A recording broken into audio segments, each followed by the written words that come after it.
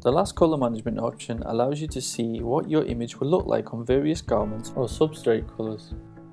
Please note, this feature only works with layered images with a transparent background or images with the background removed.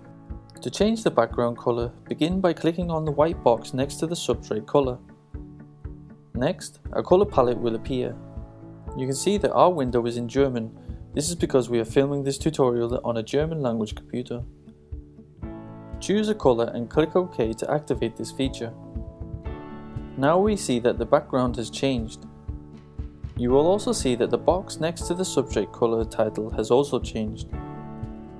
One thing to remember about this feature is that the background color will not be printed. This feature is only for previewing different color backgrounds. This is great for seeing which color garments your design works best with. Clicking on the box will take you back to the color palette, where you can change the background back to this standard white background or another color.